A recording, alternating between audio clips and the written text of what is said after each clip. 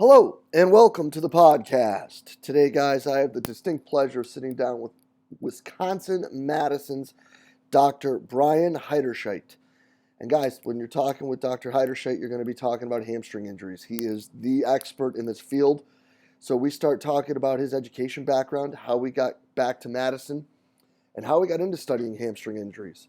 After that, we get into how they've identified, they being the research group that he works with at UW, how they identified actions and loads that occur at the hamstring, and then the methods that cause these injuries to occur. After that, we get into some really neat stuff with how they've been working with gait retraining and what methods he has used and had really great levels of success with. We then talk about the relationship that's been built between academia, sports medicine, and athletics. And that's really cool. Like the stuff that they're doing there, guys, is super big time. And listening to Dr. Heiderscheit talk about it was really, really neat to me. He then is nice enough to share the sports-specific tests that they're using and give examples and what they're doing with them. And then he talks about a side project he has, which is the science of running medicine. And, you know, the website there is scienceofrunning.net. He talks about the symposium they have. It sounds like really super cool, fascinating stuff, guys. I love the talk. I hope you enjoyed it as much as I did. Let's get right to it. Dr. Heiderscheit, thank you for being with us today. Jay, thanks for the invitation. I appreciate it. So, you have a very interesting background, and I think we need to talk about that first so that the coaches can understand your point of view and where you're coming from. So let's talk about your education and how you got to Wisconsin. Sure. Background is probably fairly typical. I don't think there's anything odd about it or any strange twists in the history, but my undergraduate degree is in physical therapy. Back in 1994, I graduated. Now, again, that was 20 plus years ago when physical therapy was at an undergraduate or master's level program, unlike now where it's at the doctoral level. But again, that was my physical therapy training. From there, I at the same time actually spent a lot of time in working in strength and conditioning a bit. It's always been kind of a side hobby, and ended up passing my CSCS at the time. So I've had that for a number of years. But then I was really interested in the research side of it, the understanding how the effects of different types of training. And so during that time, I had a chance to do kind of an undergraduate honors thesis that compared plyometric training versus isokinetic training for the shoulder rotators and its effect on overall throwing performance. And I had the benefit of having it published, and it really kind of got me interested in the research world a bit more. So I ended up moving to the West Coast for all of 9 months so I could learn how to ski somewhat before I went back to the East Coast, to the University of Massachusetts, and started my PhD work. I was out there for about 5 years or so in the area of biomechanics as well as motor control, predominantly biomechanics of lower extremity. Then moved back toward the Midwest, ended up at an osteopathic medical school for a couple of years and got a gait laboratory off the ground for them. And then still wanted more of a high-powered research lab and opportunity. So ended up getting a chance to come to the University of Wisconsin-Madison, and it's been great. Lots of collaborators, both in the athletics world, in the sports medicine world, in the engineering world, that have really allowed us to do some pretty fun things. Yes, and having the combination experience with strength and conditioning, physical therapy, and the extensive knowledge of biomechanics brings us to an interesting topic and an interesting subject that you're the go-to guy to talk to about it, and that's the hamstrings. So let's talk about how you got interested in that, what drove you there, and what work you've done and what you found with the hamstring injuries. Sure. I mean, I'm happy to kind of go off on a lengthy story of describing it, but so please jump in and interrupt me when you have any particular questions you have. But certainly, I mean, the hamstring was not something that I'd originally targeted as a area that I really wanted to define a research career in. It really kind of fell into it. When I arrived at Wisconsin, I had a chance to, like I mentioned, work with a number of collaborators, and a couple of the collaborators in particular had explored some ways to recover or treat hamstring strain injuries, and they're really looking to put a little more of the biomechanics or the science behind why they thought their program worked well. But to answer that, we really had to take several steps backwards, in that we first had to understand, well, what do the hamstrings even do during sporting activities? And when we think about hamstring strain injuries, as you well know, it's really the sprinting activities that drive up the risk quite a bit. Certainly there are other activities, a forced movement or odd landing or something that can trigger them. But more oftentimes than not, it's that high speed running, sprinting, acceleration where they tend to go. So we had to really define what sort of loads were on the hamstrings during high speed running. We thought some of that work had been done in the literature, and it had a little bit, but it really hadn't been explored to the level that we needed it to. So that was our first step. What are the hamstrings? What kind of loads are they incurring during running, high speed running? Then the second was to look at people who've had chronic hamstring injuries. What sort of deficits do they have long term? Is it at a muscle level? Is it at a muscle firing level? Is it at the muscle fascicle and tendon level? Where are we seeing these deficits that might persist? Is it just a strength issue overall? So that led us down another line. And then the third piece was, depending on how we rehab these individuals, could we mitigate some of these deficits that persisted and therefore reduce their risk of re-injury and long-term deficits? So that's been a body of work over probably a 10-year span. We've had lots of good funding, including the NFL Medical Charities has been a good sponsor for us. The National Institutes of Health has been interested in this area. Not that this is a healthcare crisis up there with cancer or heart disease or anything like that, but it allowed us, how we were studying this, the methods we were using to study this injury really piqued a lot of their interest. And so that's, I think, how we're able to spin some of this, what's classically a sports injury, into the interests of the NIH. And so, basically what we found is that there was, the first question that came up was, where's the risk of injury to the hamstring? Is it during the stance phase of sprinting, when the foot hits the ground, you've got these big ground reaction forces? Or is it more in the swing phase, when your foot's out ahead of you, your hip is flexed, your knee is extending, and you've got a high eccentric load that's present? Surprisingly, that question hadn't been answered. And there were camps that were really existed in both areas. Many thought it was stance phase, many thought it was swing phase. So our first goal was to answer that question. And through a number of studies on healthy, high-level runners, sprinters, we were able to define that the loads on the hamstring, in particular the negative work, which is, think of it in terms of the energy absorption done by the hamstrings during swing phase, was much greater, much, much greater than the stance phase. To the point that interestingly, as you went from 60% of your max sprinting speed to 100% of your max sprinting speed, you saw this exponential rise in negative work. Whereas in stance phase, the load on the hamstrings doesn't really change with speed. It stays more or less the same.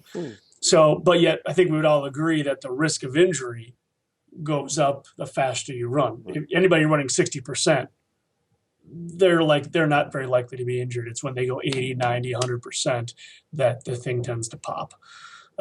So we had a nice indirect link between the two, although the animal modeling world and the tissue modeling world and the animal experimentations have shown pretty well that negative work correlates to muscle injury risk pretty nicely. And so we knew that was an important factor for us, and it played out very nicely. So the next thing we did, which really was kind of we fell into it for the most part. We came across data of a person running and taking part in an experiment who was running at 15 miles an hour on a treadmill or so and injured their hamstring in the process.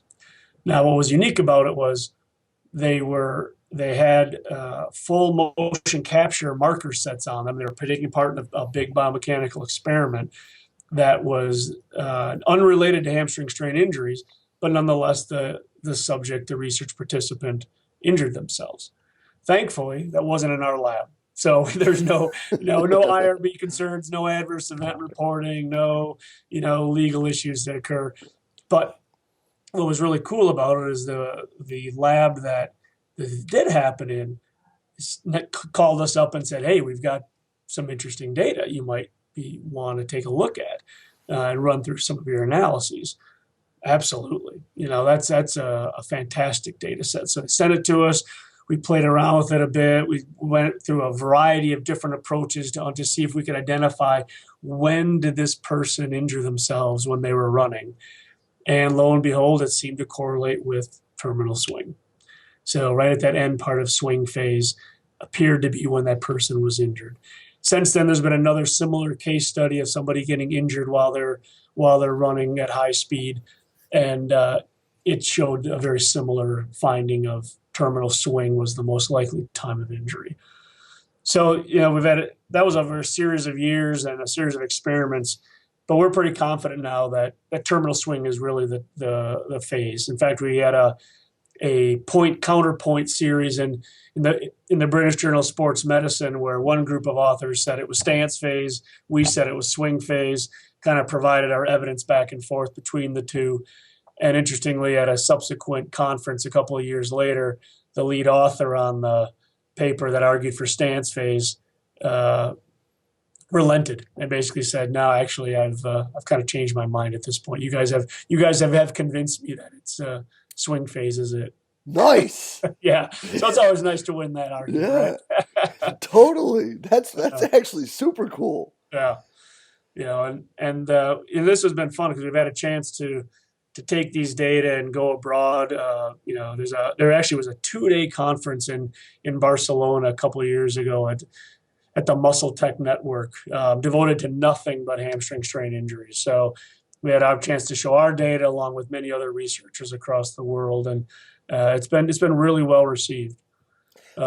That's really awesome, and that's a pretty neat thing to hear because one of my mentors is Dr. Michael Yessis. Mm-hmm. And he talks all the time about how that pawing action is what's so important in not just propulsion, but in injury prevention. And to hear, that phase is what Yep. It's kind of where it goes down, I guess we could say. Exactly. Is neat because one thing that I've always been an advocate for is special exercises should be your prehab. I know that's not a word. No, sure. I understand. And I hate the word, to be honest. But if you're stronger and more mobile and able to move at greater velocities and the range of motion required, that sounds like a good idea to me, to help you stay healthy. So to hear you say that is awesome. It actually makes me feel better for. Nice. And it's funny, and if Doc hears this, I'm never going to hear the end of it, but he's always right. So I don't know why I would even think for a moment that he wasn't. The people that study under him, we seem to find more often than not that what Dr. Yessis tells us is pretty much, it's like a rock, it's just kind of there. That's how it is. So that's cool. Right. So now, another thing you've done a lot of work with is looking at modifications, and kind of like a nerdy thing with me. And again, another one of the people that I've learned under is Natalia Verkhoshansky, and her father learned under Bernstein. Mm-hmm. So looking at motor learning and all those things, teaching someone and modifying running technique is hard. So can you talk about how, the work you've done with determining if running form modification, could help you, like what you've done with that and how that's led, to assisting runners be better off? Sure, absolutely. So, the work we've done with gait retraining, as we like to call it, or running form modification, or whatever terms or you prefer, most of that work has been done in more distance runners. getting to the sprinter and making some of those tweak changes can become a little bit challenging. And as you can well imagine, I mean, the movement is just so fast, and it's incredible as to at what point in time you'd intervene. So we haven't done too much of that yet, although we're getting there. We've got a couple of ideas in the works, and so maybe I'll come back in a couple years and be able to share that data with you. But I'm holding you to that. Yeah, right. But right now, the body of work we've done a lot of is taking distance runners, those who are most prone to knee pain or Achilles type issues or shin type issues, and tweaking how they run in such a way that we reduce the biomechanical demands on those tissues, and therefore hopefully thereby reducing their symptoms and getting them back to running. Now, we haven't done a lot of work yet with taking a group of healthy runners, adjusting their mechanics with the goal that we're going to prevent future injury. That's a tough thing to do at this point. Not something that we want to shy away from, but we couldn't go there right away yet until we understood the first step, which was, well, let's take runners who have an injury, who are symptomatic, let's change their mechanics and see if their symptoms resolve, if it helps them get better. And we tackled a couple of individuals and patient groups who, had done the usual strength and conditioning or motor retraining in a non-running sense. So they did a lot of focused exercises. They got stronger. They did what they needed to do, but yet when they ran, they still had pain. And so we needed to work with those groups to see, well, what if we changed how you ran? We know you've already got the strength. You've got the control ability. Let's see if we can now tweak your movement style and what sort of what occurs to your symptoms. And lo and behold, their symptoms disappeared. And it didn't take weeks for it to disappear. It was like that in a matter of minutes in some individuals, where it was an immediate effect, or in other words, in a matter of days, where running was no longer placing the loads on the tissues that drove up their pain. It was that now running became an activity that was no more load. Well, it was still more loading, but it was no more pain provoking or symptom provoking than walking or stair climbing. So it became a doable task for them. And so we've approached it from a variety of ways. One that we really tend to like and have used a lot is changing people's step rate or their turnover when they're running, having them shorten their stride just a little bit, 5-10%. But rather than telling them to shorten it by X number of centimeters or inches, let's just have you take more steps running at the same speed. If you take more steps running at the same speed, you shorten your stride length. So a 5% increase in turnover at the same speed causes a 5% decrease in stride length or step length. So easy strategy, easy thing to learn. And for people who have that overstriding tendency, who to land hard on their heel, their knee more extended, it works really well to teach them how to land in a more posture that reduces the loads on the lower extremity. So we've had a lot of good success with that, with a number of different injury types. The next step we're trying to do is to take individuals to see if their step rate, if that number in and of itself could predict in some ways who's going to be at risk for certain types of injuries. And one of the doctoral students that I was on their committee on, Lace Ludke, along with Mitch Rao and Blaze Williams, did a really nice study that at a high school level and took individuals and said, let's just look at their actual running, their step rate, their number, 166, 170, 180, whatever their step rate is at preseason, and then follow them for the entire cross-country season to see if that number, their step rate number, could predict their injury risk. And lo and behold, it did. Those who ran with a step rate below approximately 167, 166 had a much higher odds of a risk of incurring shin injuries during the course of the season.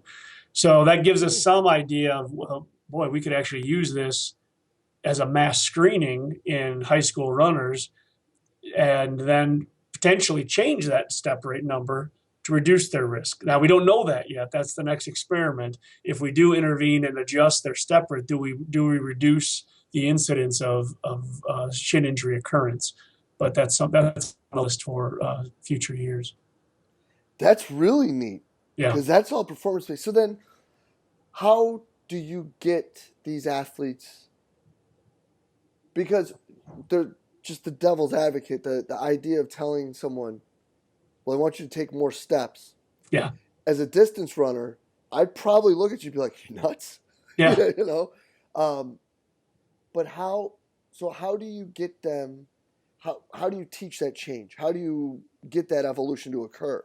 Yep, absolutely. So again, another reason why we initially focused on individuals who had pain, because that buy-in, when their pain goes away, they're sold. I mean, they're on board with it.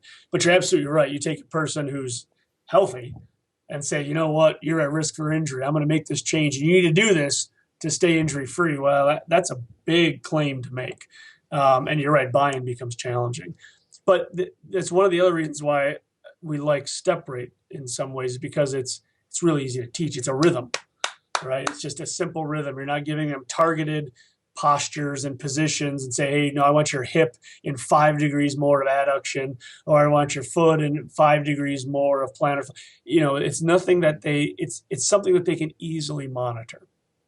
So what we've done with them in the past is taking a simple metronome, figure out what their step rate is at baseline, change it, increase it by 5%, set the metronome to reflect that 5% increase, and say, here you go, listen to this rhythm. Every time you hear a beat, I want a foot on the ground.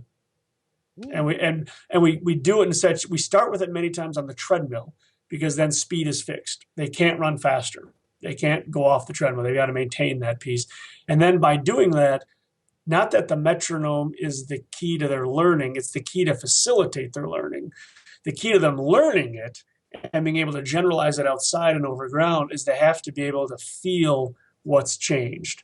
How are you landing now with this higher step rate? Do you feel that you're less on your heel? Do you feel that you're not bouncing up and down as much as you used to? Do you feel like your foot is landing more under your hips and less out ahead of you? Once they can pick up and monitor those physical cues, then they're great. They can take outside, they can run faster, and still adjust their step rate as they need to keep that landing posture. Because it's the landing posture is what we're after. It's not so much this step rate number. No, yeah, that's awesome, and that's absolutely brilliant. And then starting on the treadmill just allows you to literally be there and just You can zone in, exactly. Yeah. You don't have to worry about the grade of the surface. You don't have to worry about changing their speed or other obstacles, whatever. You can just sit and think about that. And it doesn't take long. I mean, literally, it's a few minutes of listening to this metronome, and they can make that adjustment. Not that it's comfortable immediately, but that they at least understand what you're asking of them. No, yeah, that's freaking brilliant. I love that. That's that's interesting too, and I can see how it could just be like so quickly caught on. That's really awesome. Well, and you mentioned the point about the importance of that paw back. Mm-hmm. That's another strategy that we use with even not necessarily in sprinters, even with your 8-minute milers or 9-minute milers recreation, 10-minute mile recreationals, whomever they are. That higher turnover forces a paw back. It forces you to get that leg back down quicker, so it's not out ahead of you as much. So you're absolutely right. That the concept of the paw back is a really key, important biomechanical way to make sure the loads are at the right places of the body. Yeah, no, I couldn't agree more. Now you guys have a pretty interesting setup there at Madison. Let's talk a little bit about the relationship that's been built between sports med and the coaches and strength and conditioning and academia and your involvement in that and how that's kind of progressed and moved forward. Sure. It has been definitely something that's progressed over time. When I first arrived here in 2003, there wasn't much of a collaboration at all. I think it was similar to many academic institutions, and that is there's a bit of a divide in many ways between athletics and academia. And getting those walls to break down was not an easy thing. And it wasn't me hammering and knocking on the door constantly. It really was, okay, I'm going to go do my thing. and I'm going to make sure that I share our findings with you and see and come in and do some educational work and show, hey, this is why this might be useful. And that continued exposure really is what gradually opened up that door. And so then the director of sports medicine invited us in and gave a talk to their staff, including strength conditioning coaches and their athletic training staff, on hamstrings. It was the hamstring work really that facilitated the first piece. And then it was one of those where we started thinking more about, boy, wouldn't it be nice to be able to do a lot of these testing, these defined tests on the entire 800 plus student athletes at the university. And how do we go about doing that?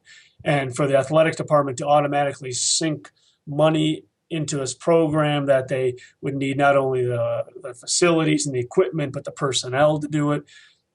The first step was, well, we have the equipment, we have the facilities, and we have the personnel, but we don't have your athletes. So what if you bring them out to my lab, and we'll do some testing on a couple teams at the team level first, and we'll combine that with some of our DEXA data at another lab that I have friends at, and so now we can get biomechanical data, we'll get whole body DEXA data, and oh, by the way, then we're going to go to another lab of mine where my colleagues are in engineering, and we're going to get some motor control measurements taken on them, but in a way that was friendly to the coaches, friendly to the trainings, the athletic trainers, and friendly to the numbers of people that we needed to get through. It couldn't be this 3-hour data collection per person. It wouldn't fly.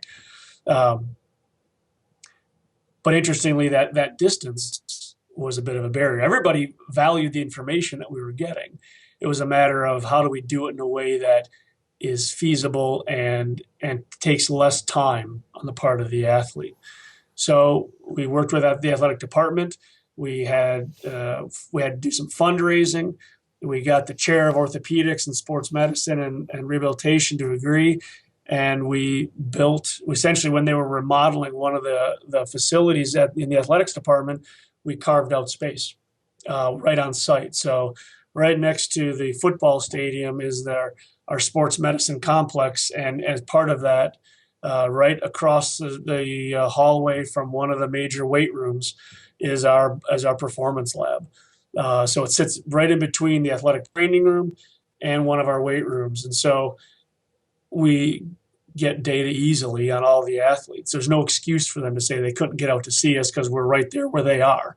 And so we collect data now on all the teams 2 to 3 times a year. We put them through a series of metrics. We're starting to get a point where we're getting more sports specific tests involved.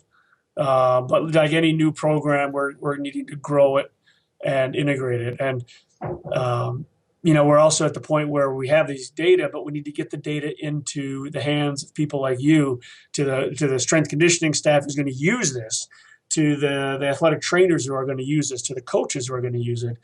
And so we've had to figure out a platform essentially that we can load the data up, get it out to those who need it, including the athletes, in a time-friendly way. Not something that we collect the data in August and, oh, by the way, maybe by next April you'll have a summary report.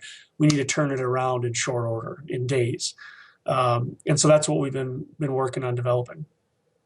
That's a lot. It is a lot. We've had really good support from the athletic department as well as the academic side. We've been at it now for, I think we're entering our 4th or 5th year of really aggressive collecting. We've been doing it now for about 5 years total, but this is really where we're hitting our stride.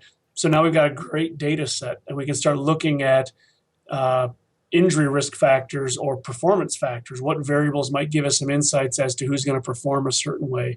And it's not just the biomechanical data. We've integrated it with monitoring sleep. We've integrated with monitoring their nutrition and their diet habits. We've integrated it with all of their injury risk profiles and what supplements they may be taking. All those pieces are all being centrally integrated, so we can start looking at how one influences the other, and hopefully how all of them together influence performance.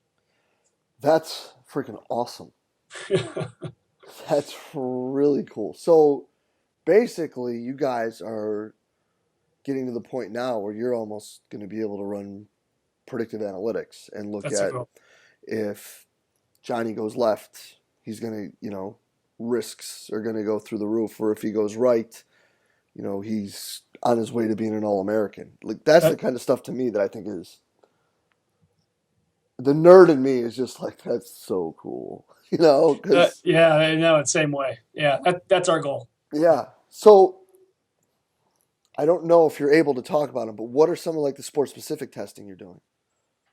So the sport we're trying to, so we started our first round with just taking a handful of basic measures that would still be valuable across a wide variety of sports. So, for example, doing a standard counter movement jump, um, that's one that has broad sport application in terms of performance, right? I think Mm-hmm.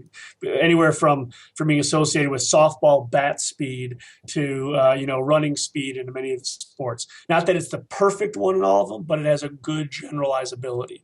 But what we do is, instead of just measuring height, we're measuring force output under each foot.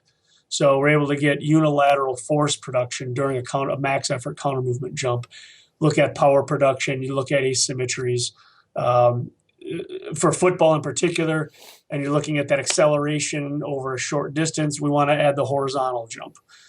That's one that we're going to be looking to do in the near future. And again, looking at it from a force production standpoint. We do a couple of different reach tasks while they're standing on a force platform to look at center of pressure and how they're able to control their posture when they're doing certain movements. Does that raise any flags at all? We collect DEXA scans on the athletes to look at lean mass, fat mass distribution, and of course, able to see how it changes regionally or side to side, or how it returns after an injury. Bone mass is certainly something that we're doing a lot of work on, and our goal is, can we even use a DEXA scan to look at risks of certain types of bone stress injuries without having to go to the level of a PQCT or other sort of advanced bone scans. We do whole body biomechanical sprint analysis and running analysis. So, for example, we bring in the specialty players from football, and those who are going to be really at risk for a hamstring strain injury or other types of injuries. Well, let's fully instrument them and let's watch them run and see what things look like, and look at the loads on their hamstring, look at the asymmetries that might be present, look at their ground reaction force asymmetries. How well do they control their pelvis? Does that put them at risk for osteitis pubis and other sports hernia or other adductor type issues?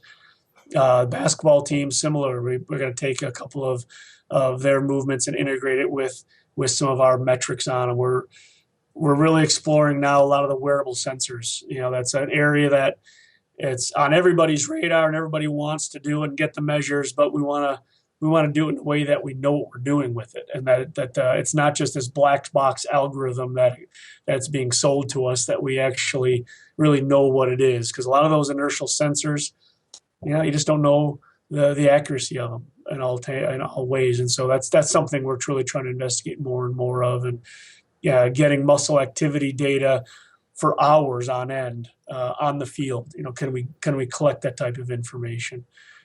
So it's been a lot of fun. We've got anywhere from the applied scientists to the more proto device development guys are all kind of collaborating on this program. That's awesome, man. That's really neat, forward-thinking, advanced stuff, and they're really lucky in the department to have you guys involved, because that's super cool. We appreciate that. I mean, it probably, I think we're reached the same point that many of us have, which is you see all these little studies being done, and they answer a small little question, but then right away you realize, well, they didn't account for X, Y, and Z because they didn't have access to that information. So let's just do that. Let's get to the point where we can start answering these bigger questions in a bigger way. Yeah, no, and that's fascinating. So let's go on then to science of running. Let's talk about that a little bit, and where that's going and how that's come about, and move from there. Oh, thanks. I appreciate it. So the science of running medicine is a symposium that myself and a couple of colleagues have started doing the last year or two, and we've got one of our symposium coming up in 6 weeks in Nashville, And it's been a lot of fun because we get individuals from physical therapists, athletic trainers, sports physicians, chiropractors, strength conditioning coaches, you name it. They're all in one room, and we just hammer on the science of running. What in terms of the biomechanical factors that really drive up your running injury risk. How do you deal with this on a day-to-day basis? How do you correct some of these issues? I think we all know that and have faced that challenge of that running injuries are not always the easiest thing to deal with. When you're both from either an acute injury like the hamstring strain or towards your more overuse injuries like exertional compartment syndrome or Achilles type issues or chronic hip pain. And so we bring in three experts, Irene Davis out of Harvard University, Christopher Powers out of USC, and then myself. And we have a 2-day course where we really just have a lot of interaction. There's lots of debates because the three of us don't agree on everything. And so we debate it back and forth. And we really try to make it very interactive for those that are at the symposium, at the conference. Lots of open mic sessions where you can just let it go and really start to dig down through what's been published and what needs to be done and what needs to happen. But ultimately, the goal is that when people leave the symposium, they're back in their work environment on Monday, and they've got some new tips and new tools to be able to start working with right away with their athletes. Oh, and that's what's important, man, is to be able to take it home and get people going right away. We try to do the same thing with what we do in July here, and it's absolutely awesome stuff. And people can find more information about that at our website, which is scienceofrunning.net. So awesome. Not .com, but scienceofrunning.net. Yeah, absolutely fantastic. Doc, this talk has been absolutely killer. I can't thank you enough for taking the time to be with us today. And we will get this up really soon, man. People are going to love it. Thank you so much. Great, Jay. Thanks a lot for the invitation again, and go Spiders, right? Yeah. Well, thanks, man. Appreciate Unless that. they're playing the Badgers. I won't tell Eric you said that. We'll be okay. But yeah, man, I do. I really appreciate it. And as a guy who, there's a hole in the back of my leg still from a hammy going in college. So it's hearing all this stuff and talking about this it's always going to be fascinating to me. I can't thank you enough, and we'll be in touch really soon. Thanks again for your time. All right, thanks again, Jay. All righty, have a good one. You too.